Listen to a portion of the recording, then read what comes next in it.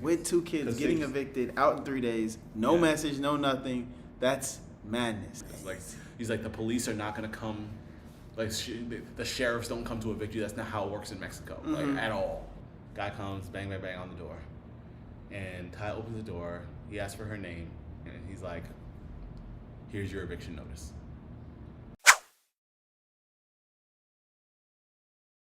Well, we did an interview last week, but we're going to do another one, get some more information about Merida and people that live here, things that they experience. Help you to feel it out rather than you just get Merida's safest places in the world or whatever it is that you get. You can hear stories from the ground. Good. Like to clean up the back. We went to Oaxaca. Oh, okay. How was that? That was dope. We went there for Ty's birthday. How long did y'all stay out there? 2 weeks. 2 weeks? Okay. Yeah, that's cool. You got it? Nah, I lost. Today we have a special guest. We have Sam here. He's going to talk a little bit about his experience in Merida and, you know, moving here from the U.S. Basically, yeah, give us a rundown. He's got like tons of interesting stories, so I thought it'd be really good to share. We also get together and we play Magic. So we're gonna do a video on that as well. But let's just start. How long have you been in Merida? Okay, so we moved to Merida in September 2021.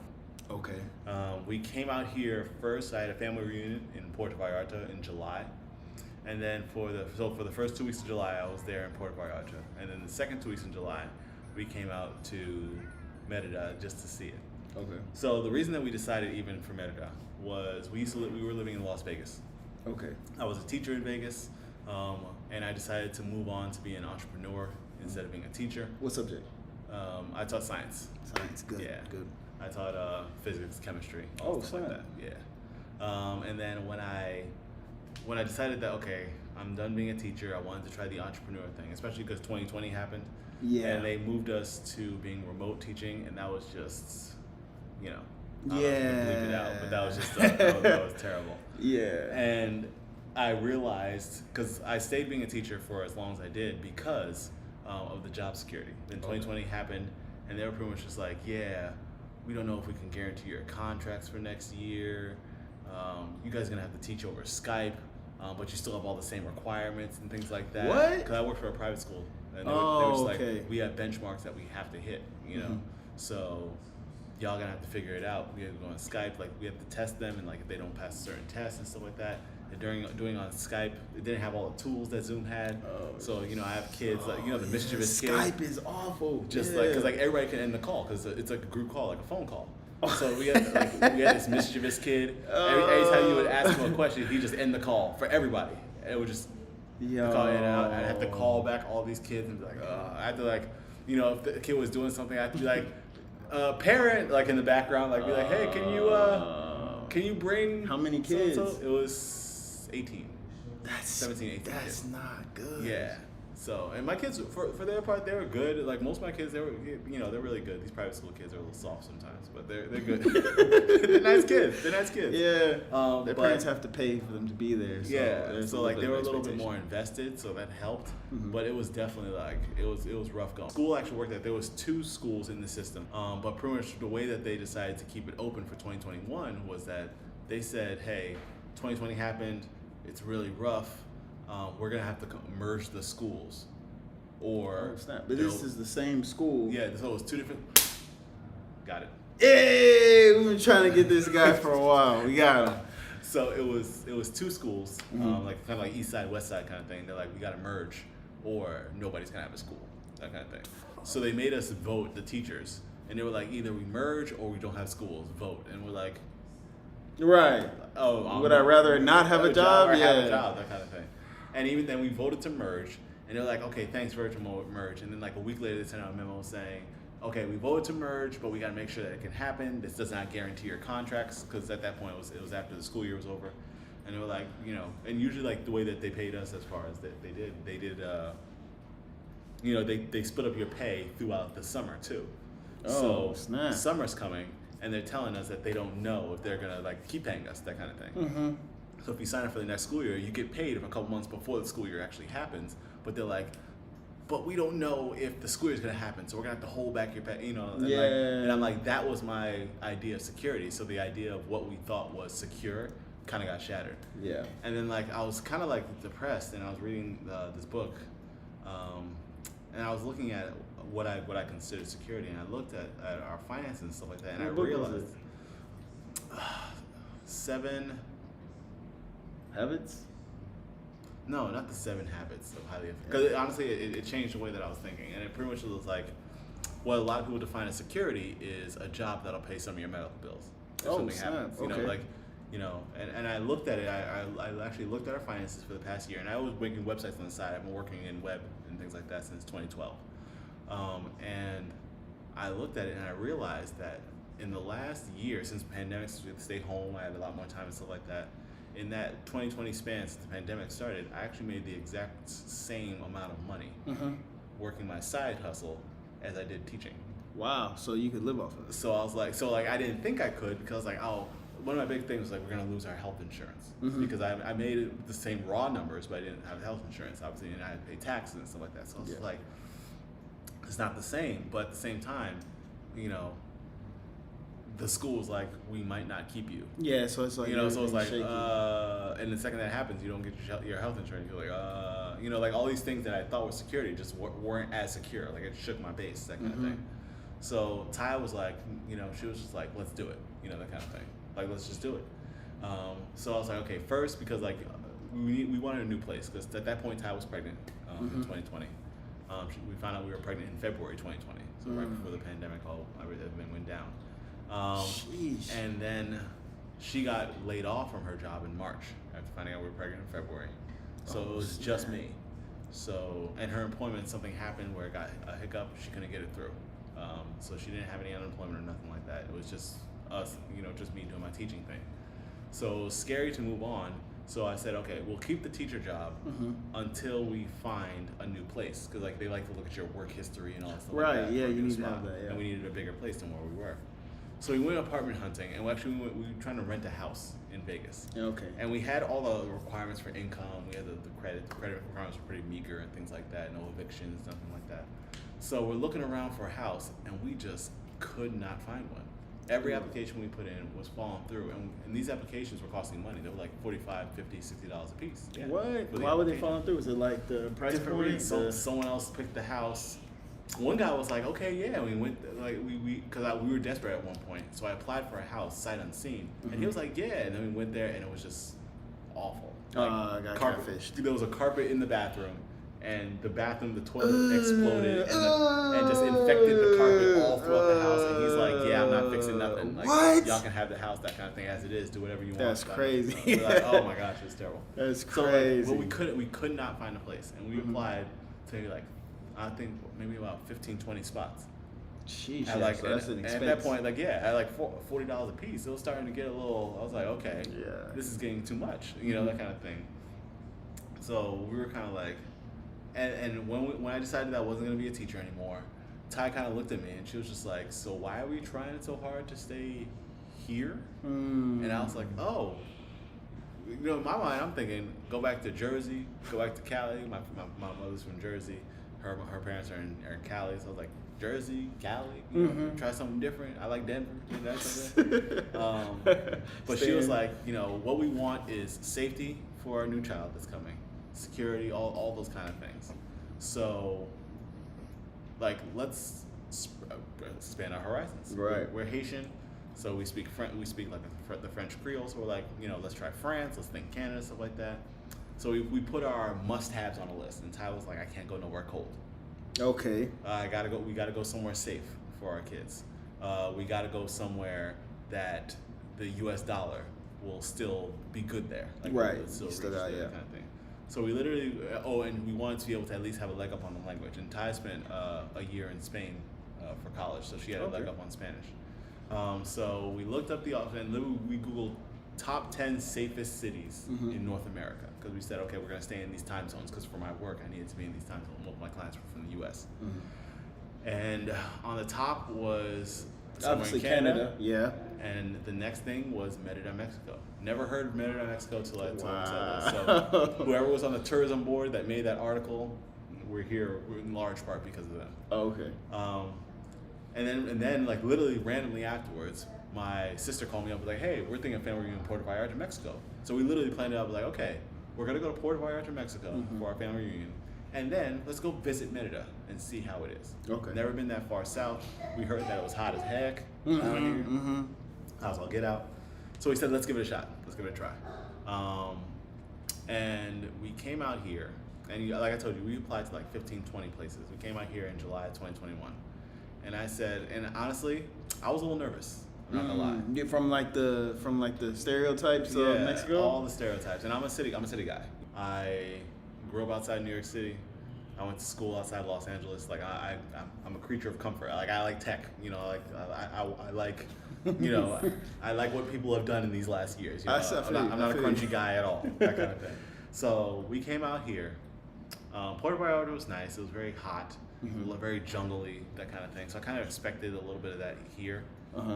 We came out here again in July, and immediately the city had like a vibe to it that was a little bit different. Okay. We really liked it. We had our how old was Sol at the time? He wasn't even 1 yet. Sheesh. Yeah, he was like 8 months, 7 months at that time. No, 9 months, give or take, at the time. So we are out there with our 10-month-old, you know, and it was very accommodating for us. Okay. It wasn't hard to bring him places, you know. We didn't feel my head was on a swivel. We were in a new place, new country, stuff like that. Yeah. Ty was just like, you know, she was living her best life, but I was just out here like, you know, like, who that kind of thing. And I was looking, but it really came down to, I was like, okay, we met David. Okay. Yeah, we tried a couple of realtors. David was like the third realtor we tried. And we vibed with him, that kind of thing. We played cards with David too. Yeah, shout out to David. Shout out, David's the man. Yeah. So we met David, and he showed us a couple of houses, and that's another thing. It kind of felt like it was really nice. It was peaceful. It was good for kids and stuff like that. And then he was like, all right. I was like, you know what? What we were paying in Vegas was almost $2K a month, and I was like, we gotta cut that budget. I was like, we got 1K, and that was kind of like low key, like, you know, like, if we can't do it for this price, I'm not doing it. So I was like, we got a G, and I even told him, I was like, you know, at the time the exchange rate was like 21 to 1. Ooh, yeah. So I told him, I was like, we're not doing anything over, I think we said 18,000 pesos, which at the time was about $900. Okay. So I was like, 18K pesos, nothing more. I can't do nothing more. And Ty was like, oh, that's low. We just paid $2,000 a month. We could probably afford like $1,500. I was like, nah, like, you know, like, like I made it like hard, like that kind of thing. And David was like, all right, we'll show you a couple places. David showing us around places, and I'm telling you, when we came from a box, like, you know, like a small, like a little place, like it was a 2-bedroom apartment, but it was like, you know, I could low key touch one wall to the other, that kind of thing with my arms. It was like, you paying $2? Yeah, easy in summer in Las Vegas. And we liked the area, but it was just like, you know, it was pricey. You know? Yeah. That's crazy. And he was showing us some nice houses. Yeah, for that price. He was showing us like, he's like, all right, we can probably get you a 5-bedroom, that kind of thing. Yeah, just showing us like, you know, all the stuff like that. And like, and I'm just like, for how much? You know, like that was my first thing. I was like, that's way cheaper than I thought. So I told him, I was like, all right, I have a lot of creature comforts. I need strong Wi-Fi. We need this, that. So he showed us this place. He showed us 2 places. One place by La Isla up there, and it was like really very brutalist. It was like a nice looking place, but like for like a single dude. And we and the stairs had like no railings or nothing like that. It was just like concrete, like just like a cliff. And we have a toddler. That happens. So we were like, yeah, it happens out here a lot. They love that brutalist architecture out here. And we're like, we called the owner. We're like, hey. That place was good. It was like 15K pesos, under our budget. I was like, and it was like 3 bedrooms. But it was like one of those, like also kind of like a townhouse. So it was more up than out. Okay. So we asked him, we're like, hey, can we put railings on the stairs? We have a kid. And the owner was just like, nah. And we were like, okay, not here. I was like, oh, you know, it don't work out, that kind of thing. So he showed us this next place, the place that when you met me that I lived there. Okay. You know, 5-bedroom. Huge place. Nice spot. And it was like 17K pesos at the time. And I was just like, this is a lot of house. Yeah, it was a lot of house, man. For not a lot of money. Yeah. And it was just just us three, that kind of thing. I wasn't really thinking that kind With of a thing. pool. With a pool. Yeah. You know, five bedroom with a pool and like a full walk-in pantry. The little backyard place for like art. The whole, we yeah. had an art studio back there. It was a whole thing, and gated community. Gated community, big old heavy gate with and the location. You were right behind like Vitology, man. Yeah, a place called San Ramon Norte. Ooh, yeah, it was a good spot. And the thing about that spot is very Americanized. So like it's all like you got your creature comforts. You need a smoothie, you need coffee, you need all stuff like that. Like good. All that's right around the corner, that kind of thing. And it was kind of like if you were into partying too. That was right there. Yeah, there's a club right there, croissant, stuff like that. Yeah, it was a good spot. All good stuff. And he was like 17K pesos, and I was just like, for how much? 17K, maybe 17.5 if the owner's a little picky, that kind of thing. So he's like, it's a pretty good price. It's all right. It's a little high, but it's all right. And I'm like, I was like, all right, we'll put in our application for it. And this was like maybe like 4 days before we had to leave. We finally saw this place. So I was like, I'm putting my application for it. If it does not go, we are not staying. And one of the big things out here also when you move places is that when you apply for something, they expect that you're going to move in right then. Yeah. So if I applied for a place tomorrow and the owner's like, all right, I can get you, I like it, I want you in on Friday. Like they don't do that wait thing. But we didn't expect to find a place. So a stipulation I put with the contract was like, all right, we'll do it, but we're leaving to get our stuff together, and we're coming back in September. July. Okay. So we said we're gonna leave and we're come back. We said we come back September 20th, and we're gonna come back on September 20th. And the big thing is I didn't want to pay for the months in between. So I'm applying now, and I'm not gonna give you $1 until September 20th. And David was like, they don't really do that out here, bro. And I'm just like, that's what I have to do. That's what that's just how our finances are set up. That's how it works. Yeah, that's a stretch, man. I've never heard anybody do that. Right. So I was like, universe, if it's gonna happen, I'm making it hard for you. If it's gonna happen, it's gonna happen. Yeah. So we put that in, and the next day they're like, bet. Wow. Cool. Come through. That kind of thing. But there was a little bit of So we went there. We went home. We got our stuff together. Sold all the things that we could sell. Stored all the things that we needed to store. And then we came out here. And I'll tell you right now, that first, I say like 6 months, it was perfect. Yeah. It was everything you want. And I was still a little apprehensive because again, new place. Just me, I'm just a naturally kind of a little suspicious kind of person. So that's good, man. That's good. So I'm still looking around, make sure nobody's following me home and stuff like that, But like, out here, they're like, "What are you doing?" Right. Nobody's worried about that. Yeah. Even like when it's like raining, I remember one of the biggest moments where I realized I was being too much of an American too much of a person from the States. I should say. They were like, that's one thing. I came out here, they're like, where you from? I was like, oh, I'm American. And one of the Mexican guys I was talking to was like, me too. And I was like, you are? I was like, what part of America are you from? He's like, here, Mexico. And I was like, yeah. He's like, I live in North America. Yes. He's like, so people apparently outside of the States, they say, and you hear me say the States, people outside say, like, I'm American. Like, that's not specific. You could be Brazilian and American. You're from Chile in the Americas, because it's the Americas. I'm Haitian, I'm American because it's in North America. People don't want to hear that, though. Yeah, but the people from the States, they're kind of like, oh, no, we're America. Yeah. It's like the rest of the world is kind of looking at us like, these guys, that guy, Yeah, you gotta chill out. Yeah, exactly. Y'all gotta chill. Like, you guys don't be that guy. So that's why I started saying things like from the States and things like that. Yeah, I had that period too where I was in Canada and I was like, new place, I'm suspicious. It's late night, I got a kid, some guy's like, hey, and I'm just like, I'm not looking at him. I'm not saying nothing to him. It's too late. I don't know where I am. Not. He's like, hey. I'm like, what? And then he's like, you should save, money for your kids. And I was like, what are you talking about? And he was just giving me financial advice. He was just like, your kid's going to want a nice car and stuff, so start saving now. And I was like, what is wrong with these guys? This is amazing. Exactly. You look at them like suspicious, like, what do you mean? Yeah. I had to shed like that just like my guard. I didn't even know it was there, to be honest with you. Yeah. And even things like, I remember once it started raining, and it started pouring, and I was maybe like, I don't know, 2 blocks from home. I was over there like at that roundabout there, and I'm like, dang, I got caught out in the rain. I gotta get home, guys. So I start running.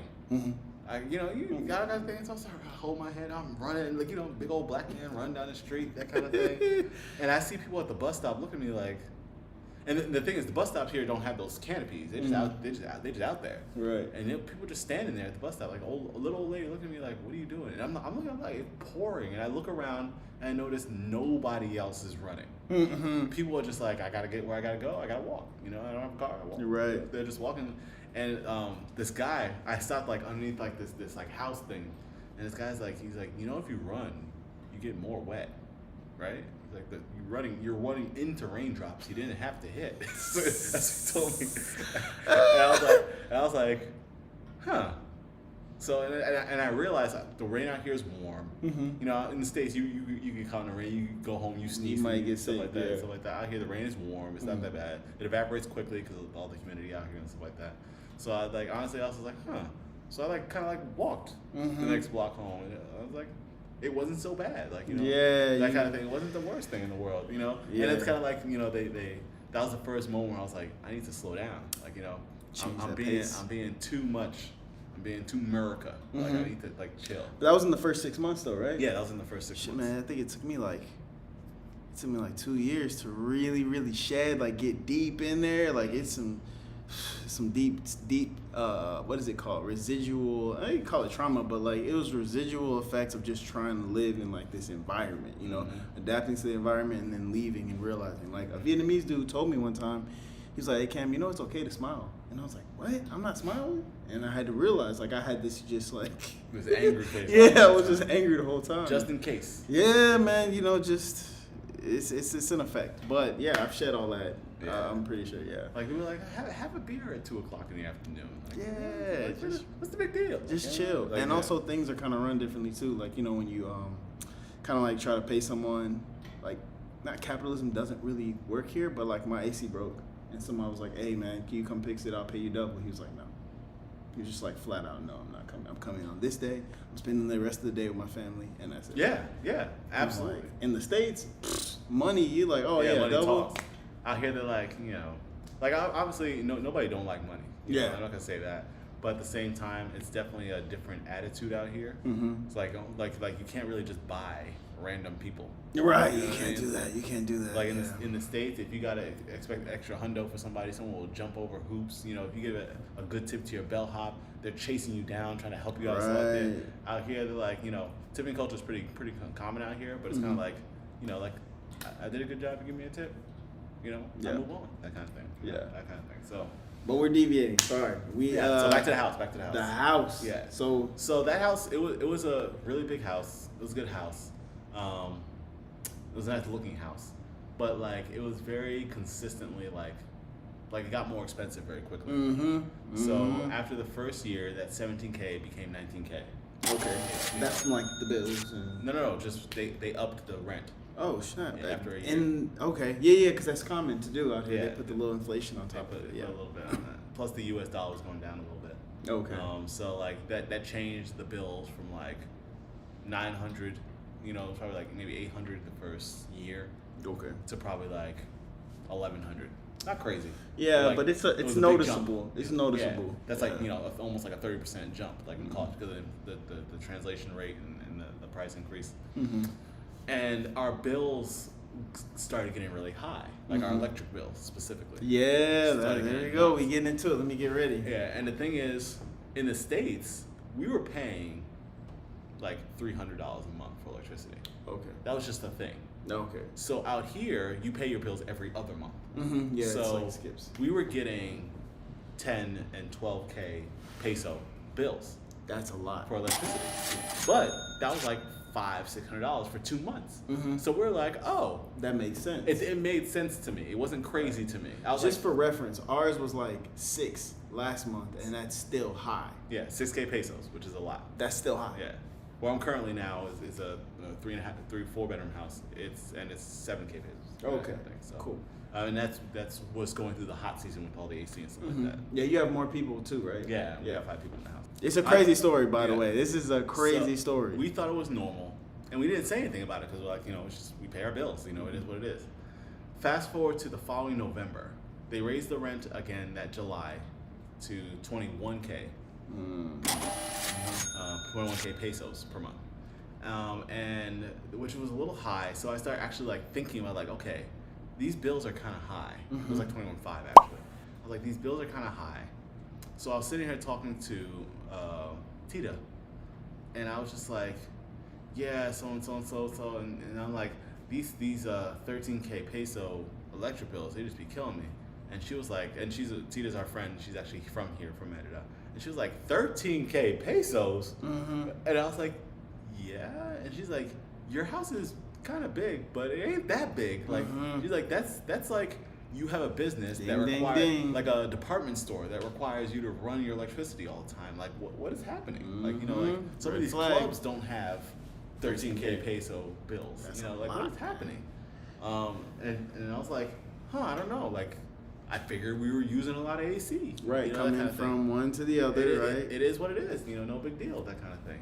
At this point, you know, and 13K at this point was like, you know, maybe $650. So I'm like, yeah, this is getting kind of expensive. Like, what's going on? So I call the landlord up and I'm like, hey, our bills are kind of high. Is there anything that you can like help us, like, you know, that thing? And he gave us like tips to make sure to keep your ACs off. So I remember for like a 2-month period, we kept our, we were like, it was That's hot. crazy. So we were just like, we're not running the AC. We're just gonna keep this thing deaded. And it's hot.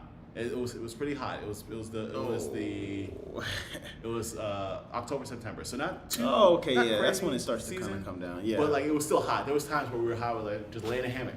I figure it out. Eat some ice cream. You know what I mean? Like, you know, figure it out. And our bill was 9.5K pesos.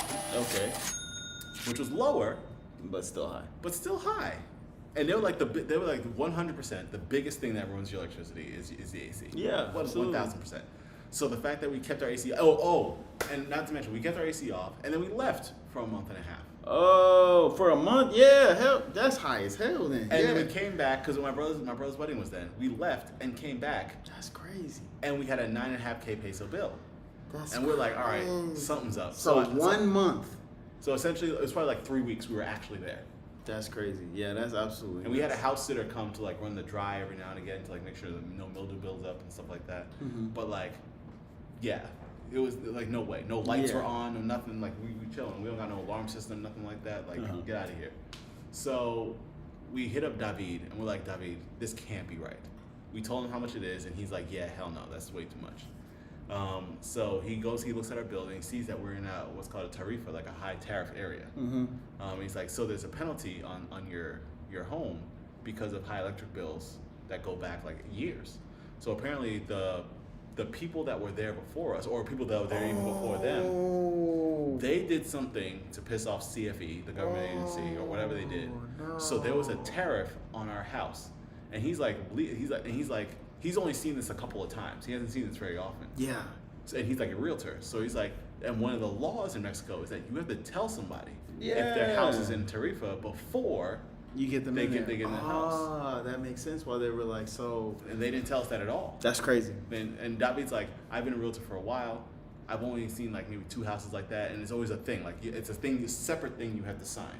Like on top of the lease and everything. Like you sign this thing that says I'm going into a house with a tariff. I understand. And the way you get out of a tariff is like you have to have like under a certain amount of usage for like a year or something like that. Well, we didn't know that. We were just using our electricity normally. Right. So we're in a tariff zone. So I'm like, okay. So I call up the landlord. I'm like, hey, talk to my realtor, and he said that we're in a tariff zone, you know, and you didn't let us know that. And he says, They're like, oh, we didn't know that it was a tariff zone, that kind of thing. They played a little bit dumb, that kind of thing. And I was just like, you know, okay, you know, that's kind of weird, that, you know, that kind of thing. So out here they do day, month, year instead of year, month, day. Okay. So there was one day we had to pay our bill, and it was something like, we were supposed to pay on 10. So you got the dates the 15th. Mixed up. So instead of paying the 15th, I had to pay on the 10th. I thought it was the 15th. And out here they're very quick about that. They like, you know, pay your bills. We gonna get you. Yeah. So I didn't pay the bill, and then we got our lights cut. And it's a simple thing. You just go back and they cut it back on the same day. It's no big deal. Right. But I noticed that our lights got cut. It got cut maybe like in the afternoon, and the lights were supposed to come on for the the lane, Right. and the entire lane, like we were in a gated community, the Right. lane turned off, the gate wouldn't open, like you couldn't click the gate open anymore, and the security cards booth, which was we were the first house that was right next to us, also went dark. And we got Tomas, our maintenance guy, our security guy. He's like walking around, like trying to figure out why the lights won't turn on and stuff like that. And I'm like, yeah, it's our house too. And so I thought it was a blackout. Yeah. When our lights first went out. That makes sense. And I was just like, I thought I had 5 days, and I was like, okay, we got a blackout. That happens out here every now and again. Right. But then like I was like, all right. Oh, I realized the issue. I went and I paid our bill, and then our house turned on, and everything else turned on. All the lights, like like the front lights in front of everybody's house, the lights on the ground, like the pot lights that do and it was 'tis the season, so it was Christmas time, so the Christmas lights all in the back, the Christmas lights they hang up on the lane, on the gate, this big gate, and the gate is like your gate was just crazy. Yeah, that's the biggest gate I've seen out here. And that didn't work either, like the motor to do that and stuff like that. The lights out, like outside the complex that light up like the outdoor parking, all that was off too, and that's like 10 spaces worth, that kind of thing. And I'm like, that's when I felt like, are our lights, our electric bill connected to everybody's? And I was like, and have we been paying for everybody's stuff? Like what the heck? So we reach out to management, and this is probably like in November, and we say, hey, I noticed that when our lights died, all the lights died. And when our lights came on, all the lights came on. So I think our electricity is linked. He tells me, hey, no, that's not the case. You see, and he gave me, like, they actually in Mexico, and then they give me some BS explanation, some long explanation. And I was like, okay. He's like, we have a separate bill that we pay. And we've always paid this. We have a bill that we pay, and you have a bill that you pay. It's not the same. And I said, okay, show me that bill. I was like, bet, I get it. We paid our rent every like 16th. So I was like, it was like the second. I was like, show me that bill. Just send me a text with that bill. You can black out how much it is. I need to know your business. But show me the bill so I know that you have a bill. And then my bad. Right. I didn't mean to come for you like that. I guess I'll just use less AC. That kind of thing. He says, all right. And he says, all right, I'll send it to you in a little bit. Like 3 days pass, and I'm like, dude, I need that bill. Right. So a couple weeks pass, and I'm like, dude, come on, man. And our landlord that I paid the rent to, like the way they go, they come to your door when you pay the rent. They come and they take cash from you directly. Wait, for the electric bill? No, for rent. Okay. So the electric bill, I paid the electric bill to get, because the lights were off. Right. I gotta get that. Right. I paid like 10K pesos, something like that. And I go to him and I'm like, dude, you gotta give me the bill because the rent's coming up. And I had to play hardball. I'm like, I don't like to do this, but I'm not gonna pay you rent if you don't show me that bill. And he's like, all right, we'll get the bill. He finally texts me back after like 2 weeks. He's like, we'll get the bill. The rent day comes. He comes to the house and he's like, all right, time for rent. Like, can I get the rent? And I'm like, I don't want to be this guy, but I was like, I have it right here, but you told me you're gonna give me a bill. He's like, oh, I had to call the office, so on and so forth. Like it's a lot of things that were in between, but I know that we have a separate bill. I just have to reach out to the owner of the house. Scammers. Which I find out later is his dad. Whoa. Like you can't text your dad. He's like, the owner of the house is on vacation, and he's the one that actually has the bills for. And the owner of the complex is on vacation, and he has the bills for whatever. And I'm like, you can just take a picture, like just do it. It's easy. He's like, it's a whole thing. It's hard to contact him sometimes, that kind of thing. So just give me that rent, and then we'll get that to you as soon as we can. And I was like, I gotta play hardball with you. Right. I'm not paying you rent until you show me those bills. Like I just you gotta show me. I'll send it to David. He'll verify, and that'll be that. Like he knows what to do. And I called David, and I called David on the spot, and I'm like, I'm telling this guy I'm not gonna give him the rent. Like, how much trouble am I in? And he's like, it's expected. Like like you have rights as a tenant, even if you're someone who is Merida's big on tenant rights are huge in Mexico. Period. Period. They protect themselves. Come on, states, get together. Right. But they protect their tenants significantly. So he can't. He has this is a reasonable request. Right. so he has to provide these things. That's crazy. So he goes, so he's like, all right. So he disappears. He comes back maybe a couple hours later, and he's like, we can't get those bills to you until January because he's gone for the season, and he's out of contact, and he won't be back until after New Year.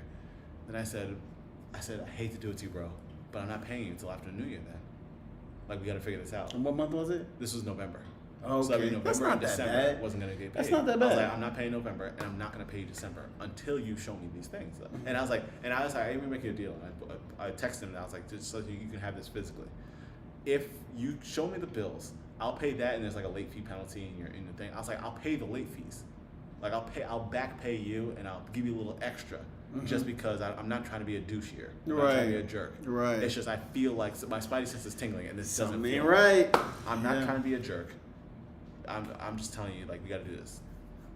So November goes, December goes, and he said he have it for me on January 8th. Okay. January 8th comes, no message, no nothing. But Bro. around Christmas time, I know it's Tomas, he starts digging up the lane. Mm-hmm. Like near the gate, like he starts digging like a moat, like a serious, like a deep moat, that kind of thing. And I see him walking down there. I'm like, what are you doing? And he's like, oh, just doing what I do, that kind of thing. Like, give me nondescript answers, that kind of thing. And then one of our neighbors, Eileen, she walks by and she says, hey, Tomas, what are you guys, hey, Jose, what are you up to? Jose is Tomas's boss. And Jose's like, oh, we're just fixing an electrical issue that's happening here. So Eileen comes and tells me and says, oh, they're fixing an electrical issue outside your house. And she kind of knew a little bit about the situation. And I was like, oh, are y'all now?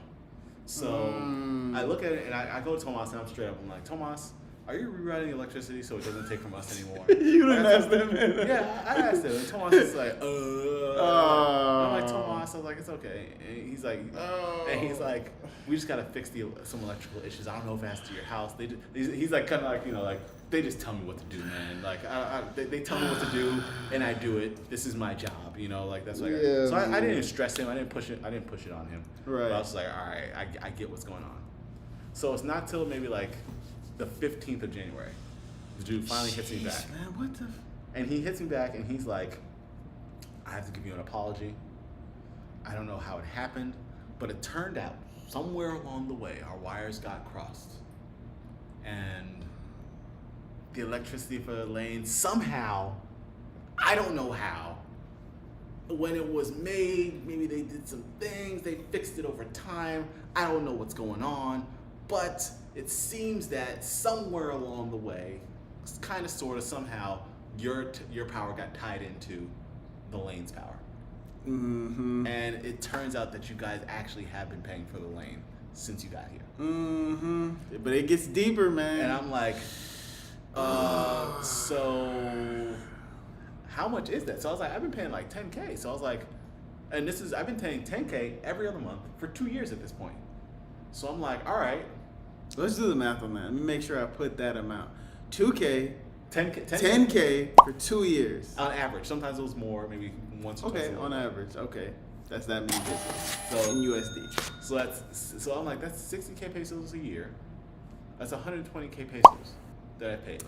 And I was like, out of that 120K pesos, how much of that do you think is just mine? Yeah. So I told him, I was like, okay, I owe you 40K in rent. And I paid 120K pesos. I feel like maybe half of that is yours, to be real. That's being generous. That's being generous. So I was like, let's do this. I'm gonna owe you January in a couple of days, because like the 15th we pay on like the 21st. I'm gonna owe you January in a couple of days. That's 60K pesos. That's half the 120. I won't pay you January. February we wash, rinse, repeat. We back to normal. We back in it to win it. What's up? And he's like, That's being generous. Yeah, because it's also what we find out. It's illegal. Yeah, hell yeah. So there's actual penalties and tax ramifications for them to have done that. So they would have had to pay some. And I spoke to David. David was like, they could be on the hook for something like 500,000 pesos in penalties and fees and fines and things like that. Bro, that shit's crazy. So I'm like, let these 3 months slide. We get back to it. Reasonable deal. You unhook the electricity. We make sure that that's the case. And we February, because We like the house. Mhm. We go back to how it is. No fuss, no muss. January 19th comes, and he's like, okay, I gotta take this back to the owners and let them know what the deal is. And he says, so he sends me a text maybe like a day later. He's like, these are our calculations. Our calculations are based on the wattage for each light bulb. They broke it down like really granular, based on the wattage for each light bulb, and per peso, they give us this much watts per peso. They wanted to give me 600 pesos as a deal. Like, we'll take off 600 pesos. 600 pesos. Out of 120,000 that I paid in the last 2 years. Like, we've used 600 pesos of your electricity. With the gate opening. The gate opener. With all the lights. The electrified fences. With Christmas. Christmas lights for Christmas 2 years. lights. The lights on the ground. The lights on people's houses. Yeah. 600 pesos. Like 600 That's pesos. crazy. And he's like, and he even said something like sly, like we will round that up to a K. We'll knock that out right now. K discount, pay your back rent, we good. And I said, I paid 120,000 pesos over the last 2 years and change I've been here. And you think that you've only used 600 pesos of that for electricity? 2 years. And I was like, dude, take my offer that I gave you yesterday right, to the owner and let me know what they say. Right. January 20th hits, and a guy comes to our door. I wasn't there. Ty was home. Guy comes, bang, bang, bang on the door. And Ty opens the door. He asks for her name. She tells him her name, and he's like, here's your eviction notice. Some lawyer guy, some guy we never met before. Have you ever seen the guy after that? No, never saw him again. He just came and he was like, I'm a lawyer. This is my job. You've been served eviction notices. Eviction notice says we got to be out in 3 days. Woo! I come home. I think I was playing ball or something like that. I come home. Ty's incensed. Of course. We about to get evicted in Mexico. We done for. Like, what do we do? I don't know what to do. Like, we don't know what to, at first she's like, I'm trying to figure out, maybe we can stay at this person's house, maybe we can get our stuff in storage here, we can figure it out, do this, start wheeling and dealing. But I'm like, without notifying me, don't text me back or nothing. No just text, eviction. no nothing, just here's your eviction notice. That's nuts. So I'm like, with a kid. With a kid. Well, at this point, with 2 kids. Yeah, we're pregnant with the second at this point. Oh, okay. She had okay. What? Sage was due in March, and this was January. We did. We had 2 kids. Yeah, with 2 kids, getting evicted, out in 3 days, no message, no nothing. That's madness. Yeah. So we're like, what the heck? So first thing I called David, because David is always he's my first call when something goes wrong out here. Shout out to David. Shout out to David. Yeah. Just called David, my realty, and he's like, no. Yeah. First thing he's like, this can't, like, no, like he's like, I just, because he was kind of negotiating in the behind the scenes with it, and he was like, nah, there's no way.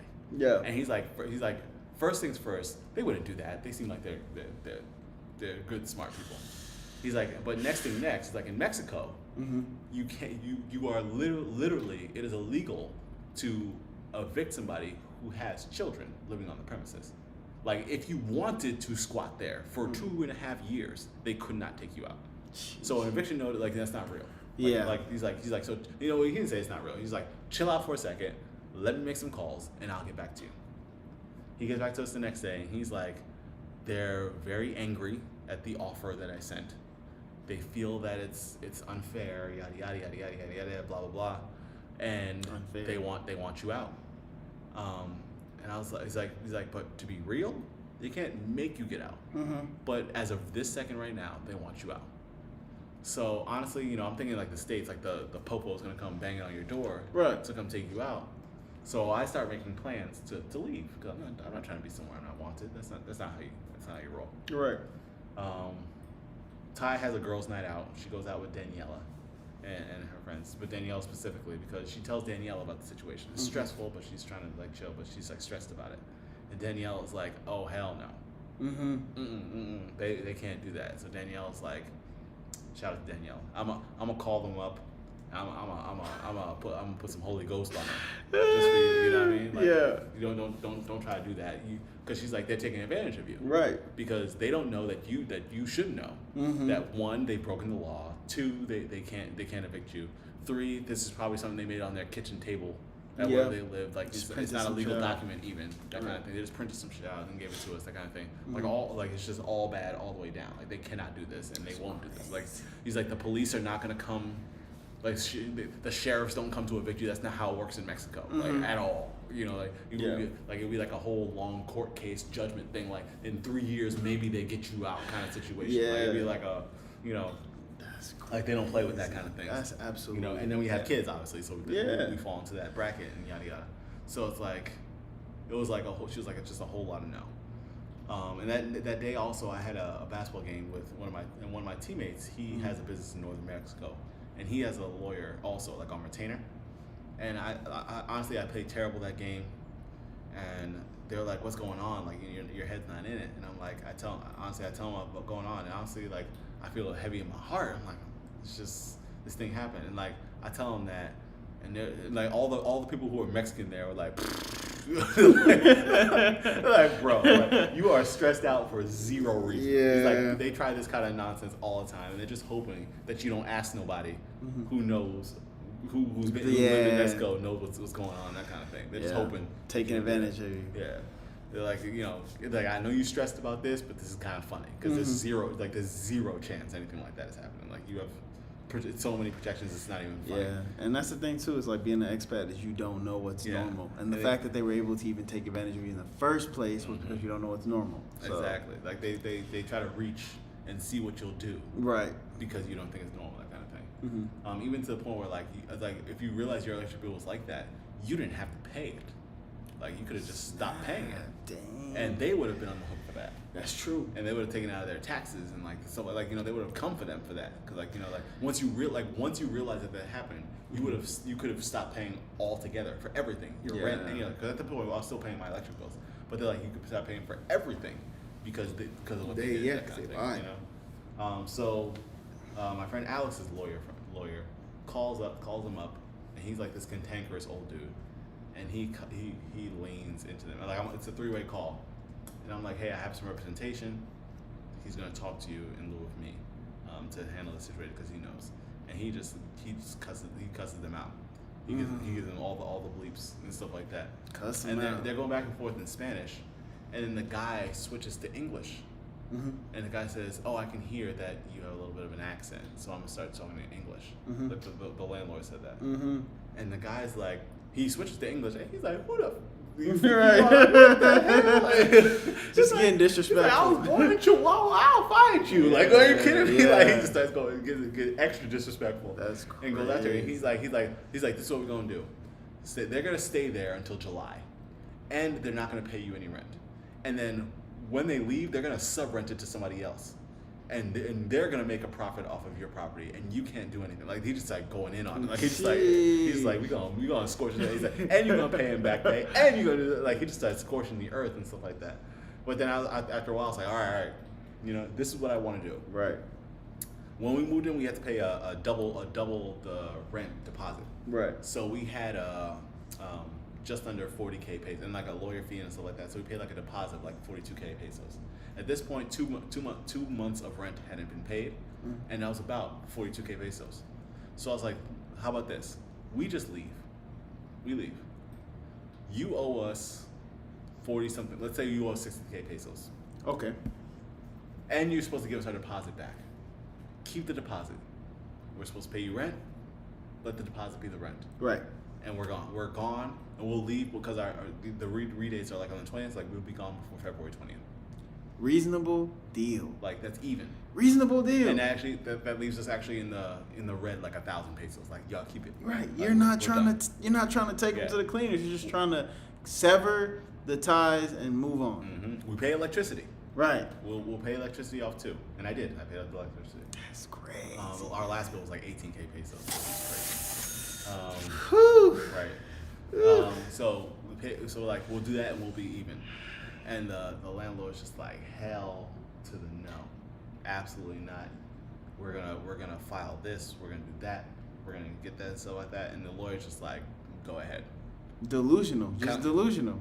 Kind of like that Liam Neeson, that good luck. Like that. Yeah, bro. Just like good luck with all that. And That's he's like Sam, hang up. So I hang up, and he hangs up. We don't. Like, I guess we done. Like move on, that kind of thing.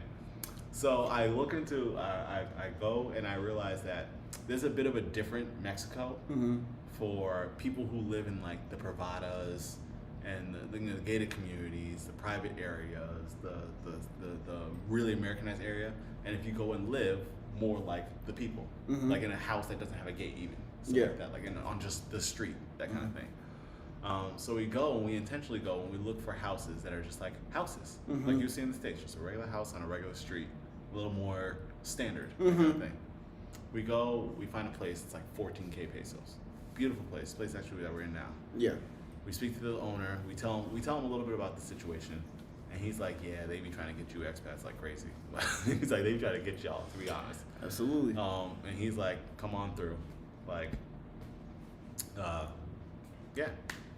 Like they accepted our deposit, stuff like that. All the paperwork was signed. So are you still in the process with like the lawyer and stuff? So no. So the lawyer called them up and was like, if you like, our deal's still on the table, because they're gone. We left on like maybe like the 5th of February. Yeah, it's been a while. Like our deal's on the table.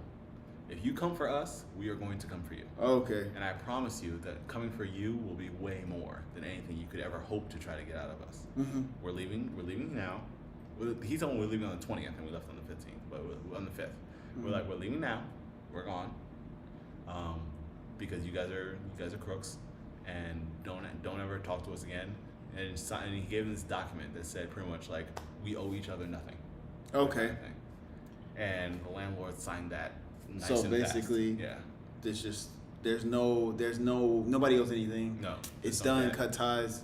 But Cut that's why it's like really good to watch out and also talk to people about your bills or anything if you're thinking about coming to Merida, like knowing what is normal and just talking to people and not having like the same idea from the States. It's hard to know what you don't know. Yeah, and States normal is not Mexico normal. Nope. And that actually that's effect is basically happens everywhere. Like what happens in the States is not normal in the rest of the world. Yeah. Like you need to still be open and talk to people who are on the ground.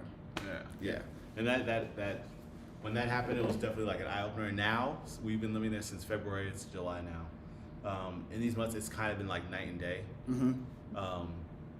It's a little harder, I'm not gonna lie, because we don't have a lot of the American comforts that we had before. Like at least not right next door. It's not like I live I'm 10 minutes away, so it's not like I live that far. But instead of having the Dairy Queen next door, we have the crematoria. That kind of thing. Right. Yeah, so you gotta kind of know what things are, that kind of thing. A lot of the, I'd say like nowadays, it's like maybe 10% of the people I meet speak English. You know, that kind of thing. Yeah. Where before, when I was living in San Ramon Norte, literally like half the people that you meet would speak English. Okay. You know, that kind of thing. So it's a little bit different. So it's a little bit different. Yeah. One of the biggest differences is the cost in general. The food's cheaper. Biggest difference. Okay. Cost of food. The cost of food, cost of living, just in general, is just way cheaper. Like I said, I get my water for 14 pesos a jug now instead of 55 pesos a jug. I just thought of something too. Like as far as like the stereotypes with coming to Mexico, so you still being outside of a gated community, do you still feel safe? Yeah. The food, as far as like, have you gotten sick? Is like, would I you feel go and get water? completely Like, safe. You don't drink the water anywhere. Don't even do that. Yeah, you don't drink the faucet water ever. Like no matter where you are, in the nicest house in the city, you don't do that. Yes. Unless you get like you just don't do that. We still feel safe. You know, everything is just as good as it was. It's just now it's cheaper. The only thing that you're really sacrificing is having like those like American level space. Like I'm not gonna have half a football field for a living room, that kind of thing. Right. Living in those kind of places. But you're still gonna have plenty of bedrooms. You're gonna have plenty of space. You're gonna have plenty of yard. You may not always have a pool, that kind of thing. But it really is about the trade-offs. Like my kids now, my son plays in the street with the kids in the cul-de-sac, that kind of thing. You know, that's stuff that I used to do back in the '90s that you can't do in the States. Kind of thing. And we didn't do it when in the Privada because it was like this gate between us and like the community. But now that we're open to the community, community kids come, they all ride bikes, they play in the street, they hang out, you know, like regular kids, that kind of thing.